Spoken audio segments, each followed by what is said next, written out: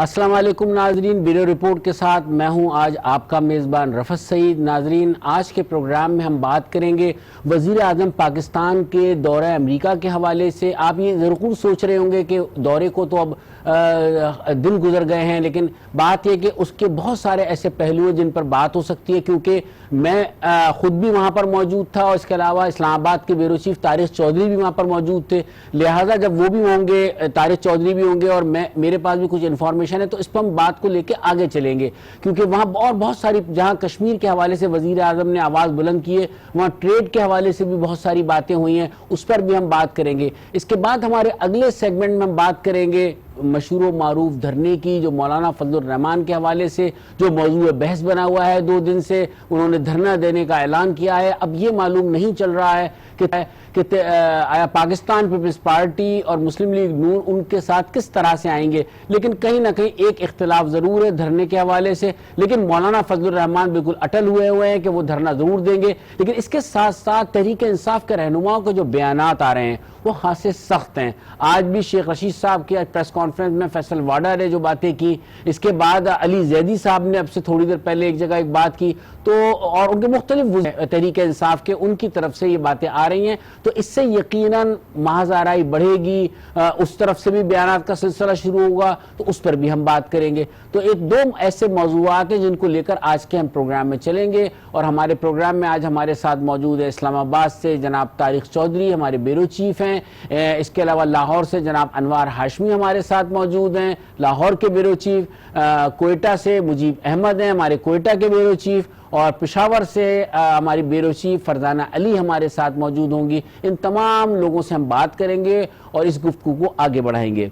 सबसे पहले गुफ्तगू का आगाज़ तारिक चौधरी हस्ब मामूल आप ही से, क्योंकि इस्लामाबाद का जब मामला आता है तो वहीं से किया जाता है। तो मैं ये पूछूंगा कि वज़ीर आज़म पाकिस्तान के इस दौरे में बहुत सारी अहम पेशरफ्त हुई हैं, और इसके साथ साथ आपने देखा कि जिस कामयाबी सिफारतकारी के ज़रिए पाकिस्तान ने वहाँ पर मुख्तलिफ ममालिक के लोगों से राब्ते किए, सरबराह मुमलिकत से राब्ते किए, उसमें जो अमेरिका में पाकिस्तान की जो सफ़ीर थी अक़वाम मुत्तहिदा में डॉक्टर मलिया लोधी, उनका किरदार बड़ा अहम बताया जा रहा है। लेकिन एक अजीब बात यह भी हुई कि जिस दिन उनका दौरा अख्तिताम पजीर हो रहा था, उसी दिन उनको हटाकर जनाब मुनीर अकरम साहब को जो है नामजद कर दिया गया। उन पर एक इल्ज़ाम माजी में था हैरेसमेंट के हवाले से, तो उस पर भी हम बात ज़रूर करेंगे। तारिक साहब, पहले ये बताइए कि वज़ीर आज़म के इस दौरे को आप कितना कामयाब समझते हैं? क्या ये वाकई कामयाब सिफारतकारी हुई है वहाँ पर? देखिए, इसके 2 पहलू हैं फरज। एक तो ये है कि हमें पहले ये देखना होगा कि इस दौरे के गराज़ मकासद क्या थे। 7 दिन प्राइम मिनिस्टर ऑफ पाकिस्तान अगर पाकिस्तान की जो मसरूफियात थी अपनी वो छोड़कर वहाँ बैठे हुए थे, तो उसके क्या उसका ऑब्जेक्टिव क्या था? मेरा ये ख्याल है, मेरी दानिश में उसके 4-5 बड़े ऑब्जेक्टिव थे। एक तो ये कि मसला कश्मीर की जो हसासियत है और जो उस वजह से एजेंसी थी, उसके बारे में बैनुल अक़वामी राय आमा को आगाह करना। दूसरा ये था कि इस मौके से फायदा उठाते हुए जो बैनुल अक़वामी सरबराह हैं, रहनुमा हैं, बड़े बड़े कारोबारी इदारे हैं, उनके CEO से मुलाकात करना।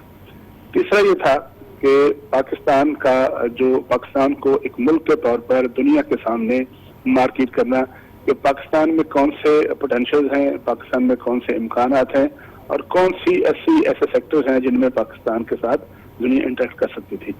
फिर पाकिस्तान के जो गिरदनवा हैं, हिंदुस्तान है, अफगानिस्तान है, चीन है, जो रीजनल इशूज हैं, मिडल ईस्ट के इशूज है, उनके बारे में पाकिस्तान का नुक्ता नज़र बयान करना। 5वां मकसद ये था कि बैनुल अक़वामी सतह पर सुपर ताकतों के यहाँ पाकिस्तान के बारे में, मुसलमानों के बारे में, आलम इस्लाम के बारे में जो एक तासर है, उसके हवाले से बातचीत करना। और सबसे बढ़कर इस मौके से फायदा उठाते हुए अमेरिकन प्रेसिडेंट से मुलाकात करना। अब अगर इन सब चीज़ों का एक एक जायजा लें तो कुछ 16 के करीब सरबराह थे दुनिया के मुख्तलिफ मुल्कों के जिनके साथ प्राइम मिनिस्टर की मुलाकात हुई। अगर कंपनीज के हेड्स उसको शामिल कर लें तो उसके बाद भी एक तवील सीरीज थी मुलाकातों की। अगर आज की सूरत को देखें तो तालिबान का जो वफ्द पाकिस्तान में आया है, तो मेरा ख्याल है कि इस वफ्द की आमद की जो बुनियाद है वो न्यूयॉर्क में डाली गई थी, रोजवेल्ट होटल में, जब सलम खलीलजाद उनसे मुलाकात करने आए थे। तो ये तो हुआ एक पस मंजर के बैनुल अक़वामी रहनुमाओं से मुलाकात किस हवाले से हुई। फिर ये है कि जो कंपनीज के CEO थे, आपको पता है कि रज़ाक दाऊद उनके साथ थे, انہوں نے وہاں مختلف اپرچونٹیز کا جائزہ لیا. پھر ایک بہت بڑا اہم مقصد تھا کہ جو امریکن میڈیا ہے، ورلڈ میڈیا ہے، اس کے ساتھ پرائم منسٹر آف پاکستان براہ راست انٹریکٹ کریں اور پاکستان اور مسئلہ کشمیر کو بیان کریں. اب آپ دیکھیں کہ ہمیں بظاہر فوری طور پر تو اس طرح کے جو ملاقاتیں ان کا کوئی نتیجہ سامنے نہیں آتا، لیکن جیسے جیسے پاکستان نے کیس پیش کیا، اپنے دلائل پیش کیے، اس کے بعد کل دیکھیں آپ کہ نیو یارک ٹائمز جو ہے اس میں ایڈیٹوریل آتا ہے کہ اب جو ہے یونائٹڈ نیشنز زیادہ دیر مقبوضہ کشمیر کو، مسئلہ کشمیر کو اگنور نہیں کر سکتا. یعنی اس ایڈوکیسی کے نتیجے میں جو بین الاقوامی میڈیا ہے وہ پاکستان کی بات کر رہا ہے. پھر جو سب سے ان کا ایک جو پیک تھی، اس کی نقطہ عروج جسے کہا جاتا ہے، وہ تقریر تھی. اب اس تقریر میں جس طرح سے انہوں نے کشمیر کا ذکر کیا، جس طرح سے اسلاموفوبیا کا ذکر کیا، جس طرح سے انہوں نے جو دہشت گردی کے ساتھ پاکستان کو اور عالم اسلام کو جوڑا جاتا ہے، ان سب چیزوں پہ بات کی. اب اس تقریر کی جو پذیرائی ہوئی ہے دنیا میں وہ جو ہے وہ غیر معمولی ہے. اب بالکل طارق آپ نے بالکل پذیرائی کی بات کی. اسی گفتگو کو لے کر میں دراصل انوار ہاشمی صاحب کی طرف جانا چاہتا ہوں. انوار صاحب یہ بتائیے، کیونکہ دیکھیں اس پریس کانفرنس میں جو انہوں نے اقوام متحدہ میں وزیر اعظم پاکستان نے کی تھی، اس میں ایک جملہ تھا ان کا، اس میں تھوڑے سے مایوس سے نظر آئے تھے اقوام عالم سے. اور آپ کو پتا ہے کہ وزیر اعظم پاکستان بہت کھلی ڈلی گفتگو کرتے ہیں، کوئی لگی لپٹی نہیں رکھتے، بالکل اسٹریٹ فارورڈ بات کرنے کے وہ آدمی ہیں ہر معاملے میں. تو انہوں نے بہت ساری باتوں کا جو ایشیا سوسائٹی میں خطاب کیا، وہاں بھی انہوں نے بہت ساری باتوں کا برملا اعتراف بھی کیا. آپ سمجھتے ہیں کہ واقعی اقوام عالم نے کوئی پازیٹیو سگنل دیا ہے وزیر اعظم کو مسئلہ کشمیر کے حوالے سے؟ اطلاعات تو یہ تھی کہ کوئی زیادہ کوئی پازیٹیو چیز سامنے نہیں آئی ہے ابھی تک یہ چیز ہے. دیکھیں رفعت صاحب، تب اور آپ نے وہاں جا کے بہت ہی قریب سے آبزرو کیا، ہم نے دوسرے اینگل میں یہاں بیٹھ کے اس کا مشاہدہ کیا اور اس کے اثرات پاکستان میں، اس تقریر کے اثرات اس خطے میں اور دنیا میں کیا محسوس کیے گئے وہ ہم جہاں باہر بیٹھ کے دیکھ رہے تھے. دو چیزیں سامنے رکھیں، ایک وزیر اعظم پاکستان کا کردار تھا کشمیر کے حوالے سے، اور دیگر عالمی صورتحال کے حوالے سے یو این کی جنرل اسمبلی میں.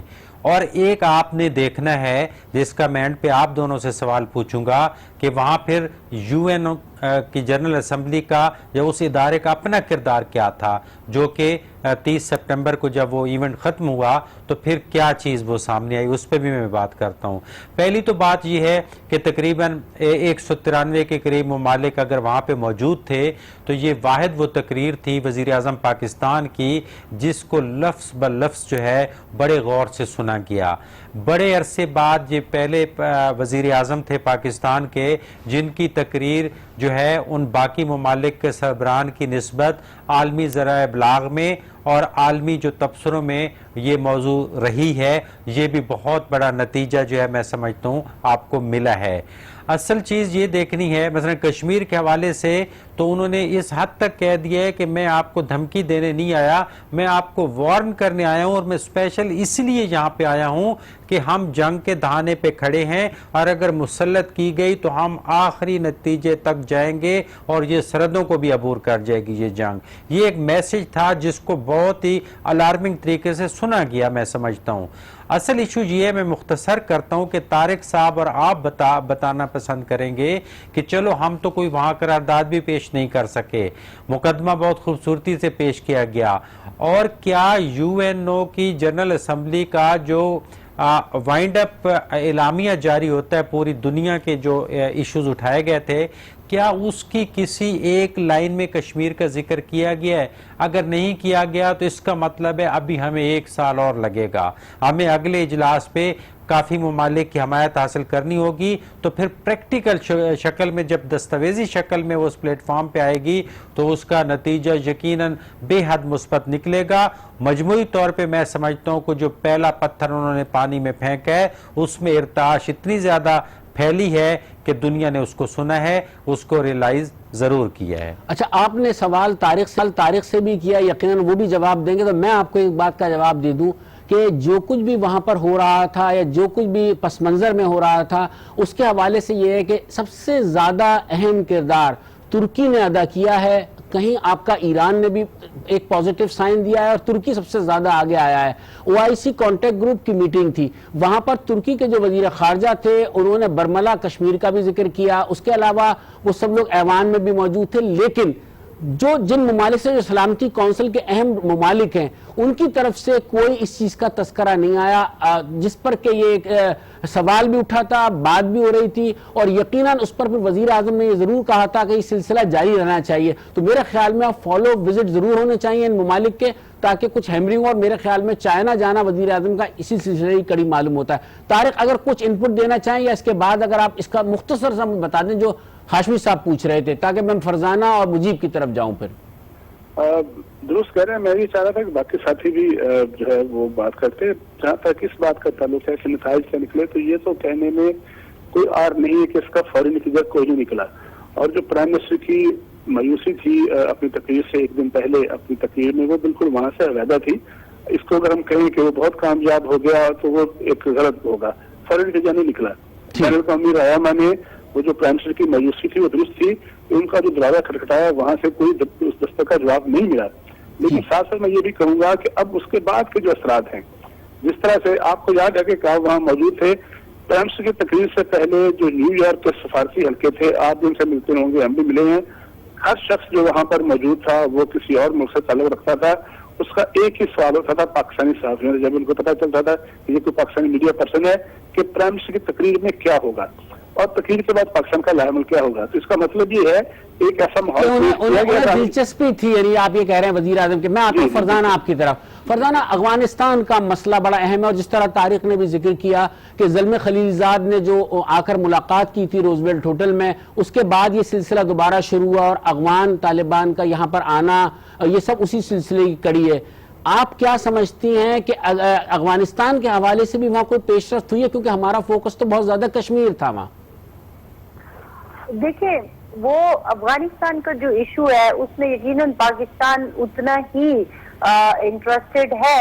اگرچہ کشمیر تو ہمارے وہ شہرگ وہ والا مسئلہ ہے، لیکن ساتھ ہی ساتھ افغانستان کے ایشو کو بھی پاکستان بہت زیادہ سیریس لیتا ہے. آپ کو یاد ہوگا کہ جب خان صاحب 24/7 کا یہاں پر تورخم میں افتتاح کرنے آئے تھے، تو یہاں پر اکثر صحافیوں کے جو سوال تھے وہ افغانستان سے ریلیٹڈ تھے، کیونکہ یہ ایک ایسا ایشو ہے جو ڈائریکٹ ہم پہ پچھلے 40 سال سے اثر انداز ہو رہا ہے.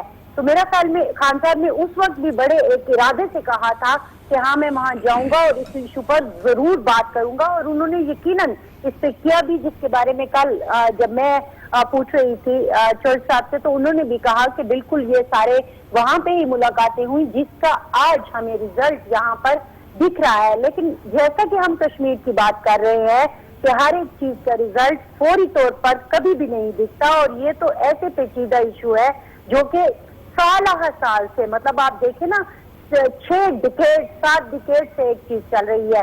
بالکل سیم ایشو جو ہے وہ افغانستان کا بھی ہے. اب ایسے نہیں ہے کہ وہ آ گیا ہے ایک وفد یہاں پر اور وہ بات ہو گئی ہے، زلمے خلیلزاد موجود ہے، معاملات ہو رہے ہیں، لیکن ریزلٹ بہت آہستہ نکلیں گے، کیونکہ یہ بہت پیچیدہ ایشو ہے، ان کے بڑی کڑی شرائط ہے. اسی طرح اگر کل جیسے میں ذکر کر رہی تھی کہ فوری طور پر جو افغان حکومت کا کابل سے امپیکٹ ریئیکشن آیا، حالانکہ ابھی تو وہاں پہ جو ریزلٹ پوری طرح سے اناؤنس بھی نہیں ہوا، لیکن جو مضبوط 2 کینڈیڈیٹ ہیں ان دونوں کو اگر ہم دیکھیں تو وہ دونوں اس چیز پر ہمیں ہمیشہ ایک قسم کی شکایتی لہجہ اپناتے ہوئے نظر آتے ہیں کہ پاکستان کیوں کریڈٹ لینا چاہتا ہے اس ساری چیز کا.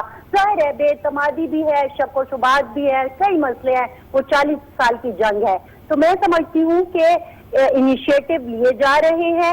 خان صاحب تو خاص طور پر اسی، آپ کو یاد ہوگا کہ ان پر لیبل بھی اسی وجہ سے لگا تھا طالبان خان کا، کہ وہ صرف ان کی جو ایک اچھی بات تھی وہ یہ چاہتے تھے کہ دیکھیں کبھی بھی جنگ سے مسئلے حل نہیں ہوتے، ہمیں مذاکرات سے مسئلے حل کرنے چاہیے، اور وہ دونوں ایشوز پر بہت بہترین طریقے سے، اور میرے خیال میں اسی سلسلے کی ایک کڑی ہے کہ اس بات چیت کا آغاز ہوا ہے. مجھے میں آپ کی طرف آتا ہوں. بات یہ تھی کہ اب بلوچستان کا ذکر جب آتا ہے تو پھر سی پیک کا حوالہ ضرور آتا ہے. ہم گو کہ کشمیر پہ بہت فوکس کیے ہوئے تھے، لیکن پس منظر میں سی پیک بھی کہیں نہ کہیں تھا. آپ سمجھتے ہیں کہ اس دورے سے پہلے بھی اور اس دورے کے بعد بھی سی پیک پہ بھی کوئی اثرات مرتب ہوں گے؟ کیونکہ کہا یہی جا رہا ہے حزب اختلاف کی طرف سے، ایسے بیانات آ رہے ہیں کہ وہ پس منظر میں چلا گیا. کہیں لگتا ہے آپ کو ایسا؟ رفت صاحب، کام تو سی پیک پہ چل رہا ہے، مگر وہ تیزی، وہ جوش و خروش اب نظر نہیں آ رہا. اور اس کے بہت سے محرکات ہو سکتے ہیں، لیکن اگر یہ سی پیک کسی کی آنکھ میں کھٹک رہا تھا تو سب سے زیادہ امریکہ ہی تھا. اس کے بعد افغانستان، انڈیا، ایران سبھی سے متاثر ہوں گے. اس لیے کسی کے لیے بھی یہ سود مند نہیں ہے. اس کو کامیاب ہوتا ہوا کوئی بھی نہیں دیکھنا چاہتا، اور اسی وجہ سے ہمیں یکے بعد دیگرے کسی نہ کسی مسائل میں الجھاتا جا رہا ہے. پہلے ہمیں افغانستان کے مسئلے سے ہم فارغ نہیں ہو رہے تھے، اب ہماری کشمیر کا مسئلہ ہمارے لیے کھڑا کر دیا گیا. دوسری طرف ایران کی طرف جو ہے وہ سرحد پار دہشت گردی کا عنصر ہے، کیونکہ مکران کے علاقے اس سے ملتے ہیں. جتنی بڑی بڑی وارداتیں ہوئی ہیں وہ بھی کہیں نہ کہیں ان کی بھی اگر انوالومنٹ اس ہے. میں سی پیک کا معاملہ سلو ہوتا ہے تو آپ نہیں سمجھتے کہ ہمارے چین کے ساتھ تعلقات بھی متاثر ہو سکتے ہیں؟ چین تو نے جس طرح ہمارا ساتھ دیا ہے اور جس طرح پاکستان کا ہر معاملے میں وہ آگے آیا ہے، تو اس میں کہیں چین کو شکایت ہم سے نہیں ہو سکتی؟ چین کو شاید اگر یہ تواتر کے ساتھ جاری رہے تو شاید شکایت ہو، لیکن شاید جغرافیائی لحاظ سے یا مصلحت کے لحاظ سے چین بھی اس تعطل یا سست روی پر خاموش ہے. ابھی تک اس کی جانب سے کچھ نہیں کہا گیا. البتہ یہ ضرور ہے کہ کام کہیں رک نہیں رہا، سلو ضرور ہے. وہ تیزی نہیں ہے جو ہم تصور کر رہے تھے کہ جس تیزی سے آگے بڑھے گا یہاں پہ انڈسٹریز لگیں گی، یہاں کام ہوگا، وہ کام نہیں ہو رہا. ایون جو ہم نے کہا تھا کہ یہاں پہ موٹر ویز بن جائیں گی وہ بھی اب تک نہیں بن پائیں. گوادر سے ڈیائی خان تک وہ بھی نہیں بن پائیں. اس لیے کام بہت سلو ہے، اور آگے چل کے اگر اسی طرح تواتر سے ہم امریکہ کی طرف تعلقات بہتر کرنے کے چکر میں رہیں گے تو کہیں نہ کہیں ہم کو چائنا سے تعلقات متاثر ہوتے ہوئے نظر آئیں. بالکل ٹھیک کہا آپ نے. یہ بات بڑی درست کہی کہ چین سے بھی ہمارے تعلقات متاثر، امریکہ کے ساتھ ہم بہت زیادہ دوستی کی طرف گئے. ناظرین وقت ہوا ہے یہاں پر ایک بریک کا، بریک کے بعد ہم واپس آئیں گے، ہمارے ساتھ رہیں.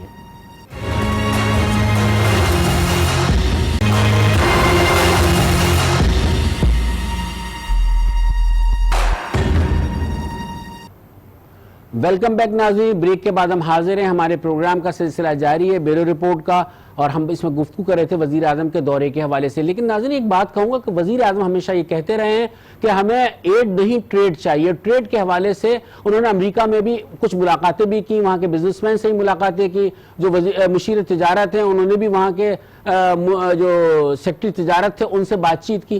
لیکن جو U S Pakistan chamber of commerce کے پریزیڈنٹ ہیں مبشر چودھری، ان سے میری وہاں نیو یارک میں بات ہوئی. انہوں نے بہت ساری چیز، جو وزیر اعظم سے ملنے کے لیے آئے تھے، انہیں بلایا تھا وزیر اعظم نے، انہوں نے کچھ مشورے بھی دیے. آئیے پہلے وہ گفتگو سنتے ہیں، اس کے بعد ہم آگے چلیں گے. ناظرین اس وقت ہمارے ساتھ موجود ہیں ڈاکٹر مبشر چودھری، مشہور بزنس مین ہیں، امریکہ میں جانے مانے جاتے ہیں. اس کے ساتھ ساتھ Pakistan chamber of commerce U S A کے پریزیڈنٹ بھی ہیں. ان سے ہم بات کریں گے، اور وزیر اعظم عمران خان یہاں پر آئے ہیں، ان کے دورے کے حوالے سے بھی ان سے ہم گفتگو کریں گے. بہت بہت شکریہ ڈاکٹر صاحب آج ٹی وی کے لیے وقت نکالنے کا. امریکہ میں لابنگ کی بڑی اہمیت ہے، اور اس طرف لابنگ کی کچھ کمی نظر آئی، کیا وجوہات؟ دیکھیں اس کی وجہ یہ ہے کہ ہمارے یہاں کے رہنے والے لوگوں نے بھی، اور پاکستان گورنمنٹ نے بھی، اور کسی بھی اینٹی نے اور پیک نے کبھی اس چیز کی ضرورت کو اہمیت نہیں دی کہ لابنگ کی کیا اہمیت ہو سکتی ہے. اب جب کہ پاکستان دیکھ رہا ہے کہ انڈین لابی کتنی سٹرونگ ہے یہاں پہ، اور انہوں نے کیسے اپنے پریزیڈنٹ آف یونائٹڈ اسٹیٹس کو ہاؤڈی موڈی کے ایونٹ کے اوپر لے کر آئے ہیں، بہت سارے کانگریس مین لے کر آئے ہیں، بلکہ دونوں سائڈز کے کانگریس مین جو ہیں وہ اس ایونٹ کو انہوں نے جوائن کیا ہے. تو یہ بات اس چیز کا ثبوت ہے کہ یہ سارا اپنے پرسنل تعلقات کی بیسس پہ نہیں ہوا، یہ ایک لابنگ کی ایفرٹ کی وجہ سے ہوا ہے. ان کے واشنگٹن ڈی سی میں اپنے لابیس ہیں، ان کے اپنے اٹرنیز ہیں. اگر ہم نے یہ کام کیا ہوتا، اور آج بھی اگر ہم یہ کام شروع کرتے ہیں، سے فار ایگزامپل آج سے 5 سال بعد یا 10 سال بعد گیم ول بی ڈفرنٹ، اور ہم ان کو کمپیٹ کریں گے، اور ہمارے اندر وہ ٹیلنٹ موجود ہے کہ ہم ان کو کمپیٹ کر سکتے ہیں. مبشر چودھری صاحب یہ بتائیے کہ بھارت نے امریکہ کے ساتھ اپنے تعلقات بہت اچھے استوار کیے ہیں، جس کا عملی مظاہرہ دیکھنے میں بھی آ رہا ہے. ہم اپنی اسپیس کہاں بنا سکتے ہیں؟ کیونکہ وزیر اعظم عمران خان کے ٹرمپ کے ساتھ جو بھی 2-3 ملاقاتیں ہوئی ہیں اس سے تو بڑے پازیٹیو سائن آ رہے ہیں. دیکھیں یہ سارا ٹیمپریری ہے. جب آپ کسی کے گھر جاتے ہیں تو وہ آپ کو اچھے طریقے سے ہی ملے گا. बात यहाँ आके शुरू होती है कि अगर हमने अपने ट्रेड टाइज डेवलप ना किए अमेरिका के साथ, तो आप सोच लें कि फिर उसमें हमें क्या नुकसान हो सकता है। आज हम देख रहे हैं कि हमारी पोजीशन क्या है यूनाइटेड स्टेट्स जैसे वेरी स्ट्रॉन्ग कंट्री के साथ, जिनके पास पैसा भी है, जिनके पास पावर भी है, और जिसके साथ दुनिया चलने को फ़ख्र महसूस करती है। अगर हम अपनी सोच थोड़ी सी इनकी तरफ तवज्जो दें और अमेरिकनाइज करें इस सेंस में कि हमारे बच्चे यहाँ पे पढ़ते हैं, millions and millions of Pakistanis are living here, तो हम उनको प्रमोट करने के लिए हमारे रिलेशनशिप बायलैटरल टाइज, उसमें जैसे इमरान खान साहब 2 दफ़ा आ चुके हैं इतने थोड़े से अरसे में, मैं समझता हूँ कि इनको साल में 2 दफ़ा क्या 3 दफ़ा भी अगर आके ट्रंप के साथ मुलाकातें करनी पड़े, एक रेगुलर विजिटेशन जो है वो इस चीज़ को उस तरफ माइल करेगी। और हमारे जो मिनिस्टर्स हैं उसमें जो केपेबल मिनिस्टर्स हैं उनको चाहिए कि वो आके यहाँ पे लॉबिंग में हमारी मदद करें, हम उनको प्रमोट करें। अच्छा मुबश्शिर साहब, ये बताइए कि पाकिस्तान का क्या फ्यूचर है इकनॉमिक डेवलपमेंट के हवाले से, क्योंकि वज़ीर आज़म इमरान खान भी इस पर बहुत बात करते रहे हैं यहाँ अमेरिका में। देखें, ये जो वॉर है इस वक्त जो हमारे और इंडिया के दरमियान में है, ये कन्वेंशनल वॉर नहीं है, ये एक इकोनॉमिक वॉर है। इसका सबसे बड़ा जो रूट कॉज है वो हमारा relationship positive on A C pack level with China है। ये बात बहुत सारे कंट्रीज़ को चुभी जब सी पैक की डेवलपमेंट हुई और हम उनके साथ एक ट्रेड एग्रीमेंट में शामिल हुए। अब इस चीज़ को सामने रखते हुए आप ये देखें कि हमारे पास बहुत सारी ऐसी चीज़ें हैं, उसमें से एक मिसाल मैं आपको दूंगा, लेकिन बहुत सारे हमारे पास एवेन्यूज़ ऐसे हैं जहां हम लोग काम कर सकते हैं। जैसे फ़र्ज़ करें हम अमेरिका के साथ बहुत बड़ा एक रिलेशनशिप बना सकते हैं। जैसे यहाँ की कंपनीज़ अगर ये जाके सऊदी अरब के अंदर कंस्ट्रक्शन करती हैं, तो हम इन लोगों को अपने माइनिंग के उसमें क्यों नहीं लेकर आ सकते यहाँ की कंपनीज़ को। यहाँ हॉलीवुड सबसे बड़ी कंपनी है ऐसी जिसमें फिल्में बनती हैं, और आप देखें कि हॉलीवुड की इंडस्ट्री ने कोलैबोरेट किया है इंडियन इंडस्ट्री के साथ, उसकी वजह से उनको एक बहुत बड़ी पजीराई मिली। अब आप उस चीज़ को देखें कि उनकी जो वर्ल्ड में डिमांड है उनकी इंडियन फिल्म इंडस्ट्री की, उसमें उनका अपना तो थोड़ा बहुत कमाल है ही है।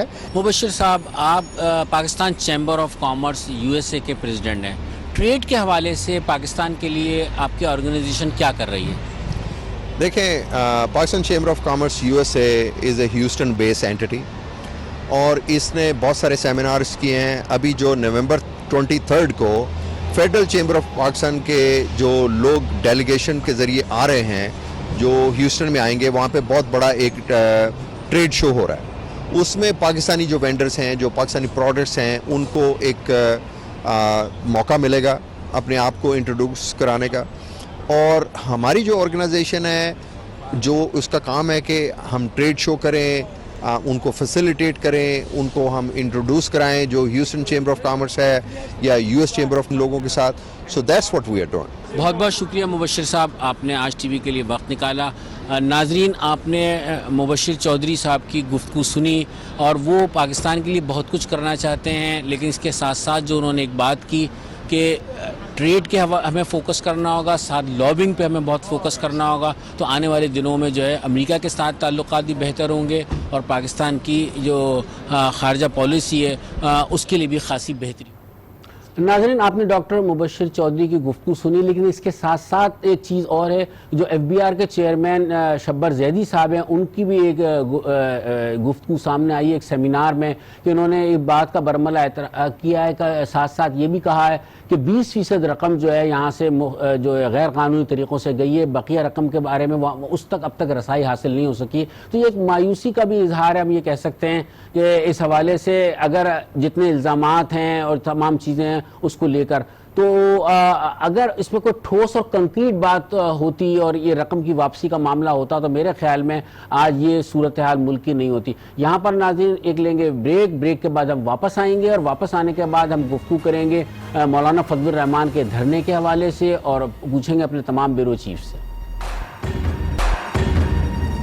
वेलकम बैक नाज़रीन, ब्रेक के बाद हम हाजिर हैं। ब्यूरो रिपोर्ट का सिलसिला जारी है। इस आखिरी सेगमेंट में हम बात करेंगे मौलाना फजलुर रहमान के धरने के हवाले से, اور تحریک انصاف کے مختلف رہنما جس میں فیصل واڈا ہیں، اس کے علاوہ مسلم لیگ شیخ رشید گروپ کے جو سربراہ ہیں وہ وزیر ریلوے، ان کے بیانات ہیں، خاصے سخت بیانات آ رہے ہیں، اور گورنر سندھ کی طرف سے بھی خاصے سخت بیان ہیں، اور ادھر مولانا فضل الرحمان کی سائڈ سے بھی بڑے سخت بیانات آ رہے ہیں. تو دیکھتے اس کا نتیجہ کیا نکلتا ہے. طارق، یہ بتائیے کہ اتنے سخت بیانات کے بعد آپ لگتا ہے کہ مولانا فضل الرحمان کہیں لچک دکھائیں گے، جو ان سے کہا جا رہا ہے کہ 27 تاریخ کو وہ اپنی تاریخ تبدیل کر لیں دھرنے کی؟ اب دیکھیں، یہ بات حکومتی رہنما کر رہے ہیں، خاص طور پہ شیخ رشید صاحب. اب شیخ رشید صاحب کی جو باتیں ہیں پہلے کتنی حد تک درست ثابت ہوئی ہیں، ان کی سیاسی ساکھ کتنی ہے، یہ ہم سب لوگ جانتے ہیں. تو لہذا یہ تو ایک سیاسی بات کر رہے ہیں، وہ دھرنا تبدیل کر لیں گے، وہ تاریخ تبدیل کر لیں گے. نہیں، وزیر خارجہ نے بھی کہا ہے. جی، وزیر خارجہ صاحب نے بھی کہا ہے. ایشو یہ ہے، دیکھنا یہ ہے کہ دھرنا جو ہے وہ کس حد تک کامیاب ہوگا، کس حد تک ناکام ہوگا. تو آج کی تاریخ تک ہم یہ کہہ سکتے ہیں کہ جتنا سخت اور جتنا پرومپٹ ریئیکشن حکومتی جو رہنما ہیں، وزراء ہیں، ان کی طرف سے آ رہا ہے، اس سے تو لگتا ہے کہ حکومت جو ہے وہ خاصی پینک میں ہے. کیونکہ ظاہر ہے اگر وہ دھرنا کامیاب نہیں ہے، اگر ان کو توقع ہے کہ لوگ نہیں آئیں گے، تو پھر اس حد تک کھلبلی کیوں مچی ہوئی ہے کہ چاروں صوبوں میں چیف منسٹر جو کے پی ہیں وہ کہہ رہے ہیں میں گزرنے نہیں دوں گا، شیخ رشید کہہ رہے ہیں تاریخ تبدیل ہو رہی ہے، وزیر خارجہ صاحب کہہ رہے ہیں کہ وہ کشمیریوں کے ساتھ ہزارہ یکجہتی کے لیے اس کو ملتوی کر دیں. گورنر صاحب کو اور باتیں کر رہے ہیں. واڈا صاحب نے کہا کہ ہم ان کو ایسا بٹھائیں گے کہ وہ اٹھنا بھول جائیں گے. جو اعجاز شاہ صاحب ہیں انہوں نے بھی اس طرح کی باتیں کی ہیں دھرنے کے حوالے سے. تو مولانا کے دھرنے کو کامیاب تو خود حکومتی وزراء کر رہے ہیں. اب دوسری بات یہ ہے کہ جب دھرنا آئے گا تو ہوگا کیا؟ تو اس میں میرا یہ خیال ہے کہ اپوزیشن سے زیادہ خود حکومت امتحان میں ہوگی، اس لیے کہ آج کی جو حکومت ہے وہ کل خود دھرنے کے نتیجے میں وجود میں آئی ہے. 126 دن دھرنا دیا، اور آپ کو یاد ہوگا کہ حکومت نے سوائے ان دنوں کے، اس دن کے جب پی ٹی وی پر اور پارلیمنٹ ہاؤس کی طرف حملہ ہوئی تھی پی ٹی آئی کی جو فورس تھی، اس کے علاوہ آپ پارا سے لے کر اور سرینا چوک، اور سرینا چوک سے لے کر ڈی چوک تک کسی بھی موقع پر کوئی ان کے راستے میں رکاوٹ نہیں ڈالی. ٹھیک ہے، کوئی رکاوٹ نہیں ڈالی، بالکل ٹھیک کہا. اب میں دراصل ہاشمی صاحب کو تھوڑا سا اس میں انوالو کروں گا. ہاشمی صاحب یہ بتائیے، پنجاب میں کیسی تیاری دیکھ رہے ہیں مولانا فضل الرحمان کی؟ وہاں تو تحریک انصاف کی حکومت ہے، رزسٹ کرے گی؟ دیکھیں، پہلی بات تو یہ ہے کہ جیسے طارق صاحب کہہ رہے ہیں، بالکل وہ پنجاب کی طرف آتا ہوں کہ جس طرح پی ٹی آئی نے اپنی تمام ماضی کی باتوں کی نفی کر کے دکھائی ہے، جس کو آپ یو ٹرن بھی کہتے ہیں اور مختلف نام دیتے ہیں، یہ دھرنے کو ویلکم کرنے والی جماعت وزیر اعظم نے پارلیمنٹ کے پہلے روز اپنے خطاب میں یہ بات کی کہ میری حکومت کے خلاف کوئی دھرنا دینے آئے گا تو ہم اس کو کنٹینر بھی دیں گے، ہم ان کو کھانا بھی دیں گے اور ہم ان کو فیسیلیٹیٹ کریں گے. تو ابھی تو اشارہ دیا ہے صرف ایک احتجاجی مارچ کا، وہ مارچ جائز ہے یا ناجائز ہے یہ جمہوریت میں نہیں دیکھا جاتا، لیکن آپ نے حکومت کا وہ ریئیکشن دیکھ لیا ہے جس سے ان کا خوف جھلکتا ہے. تو یہ خود بات ایک حکومت کی ناکامی کی ہے، اور مولانا فضل الرحمان کی پہلی کامیابی ہے کہ اگر وہ اتنے ہی بے وقت تھے تو پوری وفاقی اور صوبائی حکومتیں ان کے ساتھ خلاف بولنا شروع ہو گئی ہیں. مولانا فضل الرحمان کی اسٹریٹ پاور جو ہے وہ یقیناً جیسے کے پی کے اور بلوچستان میں تو اتنی ہے کہ ان کے نمائندے الیکٹ ہو جاتے ہیں، پنجاب اور سندھ میں اتنی زیادہ ضرور ہے کہ ایک حلقے میں وہ جیتنے کی پوزیشن میں نہیں ہے، لیکن ان کے مکتبہ فکر کے لوگ بہت زیادہ ہیں. ماضی میں سندھ میں اور پنجاب میں بہت غیر بڑے پاور شو کر چکے ہیں. اس کو کراچی میں بھی انہوں نے ایک بہت بڑا جلسہ کیا تھا. جی چکے ہیں، بالکل ان کو روکنے کا تو بالکل ایشو نہیں ہے. وہی آ جاتا ہے کہ اگر مولانا فضل الرحمان صاحب حکومت کو گرانے چلے ہیں تو تمام اپوزیشن بڑی جماعتیں اس کے ساتھ ہیں، تو اب گرانے کا کوئی فارمولہ ہو. ٹھیک ہاشمی صاحب، اب میں ذرا تھوڑا فرزانہ کی طرف آؤں گا. فرزانہ، کے پی کے وزیر اعلیٰ کا آج ایک بیان بڑا سخت آیا ہے مولانا فضل الرحمان کے حوالے سے. انہوں نے یہ کہا کہ ہم نکلنے نہیں دیں گے. پھر جواب میں اکرم درانی صاحب نے بڑی سخت بات کی ہے. کیا موڈ ہے وہاں پر کے پی کے میں؟ دیکھیں، یہ تو آج بھی اسمبلی میں اس کے اوپر بہت ایک قسم کی جھڑپ ہی کہہ دیں کہ ہو گئی ہے، اور ایک دوسرے کو بہت زیادہ جواب دیے ہیں. اکرم درانی صاحب نے یہی کہا کہ کل وزیر اعلیٰ صاحب نے جو بشام میں جلسے سے خطاب کرتے ہوئے کہا تھا کہ پہلے تو یہ کر نہیں سکتے، اور کرے اگر یہاں سے گزرے تو ہم گزرنے نہیں دیں گے. تو اس کا انہوں نے ریئیکشن دیا کہ آپ ذرا اپنے گھر میں بیٹھ جائیں، پھر بعد میں ہم دیکھیں گے، ایسا نہ ہو کہ آپ ہماری کارکن آپ کو نہ نکلنے دے گھر سے. جس کے جواب میں عاطف خان جو کہ سینئر منسٹر ہیں، انہوں نے بھی ایک عجیب سی بات کی. انہوں نے کہا ہمارے کارکن تو ویسے ہی ویلے بیٹھے ہوئے ہیں، ایسی باتیں مت کیجئے کہ وہ پھر آپ کے پیچھے آ جائیں. اب جو ایک قابل تشویش بات ہے وہ یہ ہے کہ آپ کارکنوں کے ساتھ کرنے کیا جا رہے ہیں. مطلب ایک دھمکی دے رہا ہے، دوسرا اس کے جواب میں دھمکی دے رہا ہے. ایک طرف سے کہا جا رہا ہے کہ یہ مدرسے کے جو طلباء ہیں ان کو لے کے آ رہے ہیں جو کہ ایک ڈینجرس ہے، اس لیے ہم نہیں چاہتے کہ یہ سڑکوں پر آئیں. میں تو یہ حیران ہوں کہ فیض آباد میں کیا لمس کے لوگ آئے تھے یا قائد اعظم یونیورسٹی کے لوگ آئے تھے؟ ٹھیک، ٹائم چونکہ بہت کم ہے، میں مجیب صاحب کی طرف آتا ہوں. مجیب، مولانا فضل الرحمان کا بڑا مضبوط گڑھ تصور کیا جاتا ہے بلوچستان میں. آپ سمجھتے ہیں کہ وہاں سے لوگ نکلیں گے اور اس دھرنے کی طرف جائیں گے اور بلوچستان حکومت انہیں نکلنے دے گی؟ رفت، جمعیت علماء اسلام بہت منظم جماعت ہے اور بلوچستان کی اب تو بہت زیادہ منظم ہے. یہاں پہ کچھ عرصے پہلے ہی مولانا فضل الرحمان مینین مارچ کر چکے ہیں اور ہزاروں کی تعداد میں لوگ اس میں شریک ہوئے. اگر اس طرح دیکھیں تو بلوچستان کے اکثر اضلاع میں ان کے نمائندے، منتخب نمائندے موجود ہیں. اس کے علاوہ ان کی اسٹرینتھ بہت ہے کیونکہ مذہبی یا رجحان زیادہ ہے، مدارس زیادہ ہیں، اس لیے بہت بڑی تعداد میں لوگ یہاں سے موو کریں گے. اسی کو دیکھتے ہوئے کے پی کے وزیر اعلیٰ نے کہا تھا کہ ہم یہاں سے گزرنے نہیں دیں گے. کس کو گزرنے نہیں دیں گے؟ جو قافلے بلوچستان سے ڈی آئی خان میں انٹر ہوں گے ان کو روکا جائے گا. لیکن اس کے لیے جے یو آئی نے پلان بی، پلان سی بھی رکھا ہے. ان کو چاہے پنجاب کے راستے سے انٹر ہونا پڑے یا سندھ کے راستے سے انٹر ہونا پڑے، قافلے پوری طرح تیار ہیں اور بڑی تعداد میں لوگ اس مارچ میں شریک ہوں گے. ٹھیک، بہت بہت شکریہ مجیب، آپ کا بھی، فرزانہ علی آپ کا بھی، اور طارق چودھری اور انوار ہاشمی آروں ہمارے ساتھ تھے. ناظرین، ایک بات بڑی کھل کر سامنے آئی ہے کہ دھرنا شروع ہونے سے پہلے جس قسم کے بیانات آ رہے ہیں، اس نے اسے بالکل اس طرح سے کر دیا کہ جیسے کہ خوف کی ایک فضا ہو، پریشانی ہو حکومت کے حلقوں میں. تو یہ ایک تاثر بہت نمایاں ہو رہا ہے. اگر اسی چیز کو آپ طے کر لیں، حکمت عملی سے طے کر لیں اور اس طرح کے بیانات وزراء کی طرف سے نہ آئیں تو میرے خیال میں کوئی تصادم کی صورتحال پیدا نہیں ہوگی. لیکن جو موجودہ حالات ہے اس میں ایسا لگتا ہے کہ کوئی تصادم ہو سکتا ہے اگر اسے روکنے کی کوشش کی. اس کے ساتھ ہی آج کے بیورو رپورٹ سے اپنے میزبان رفعت سعید کو اجازت دیجیے. اللہ حافظ.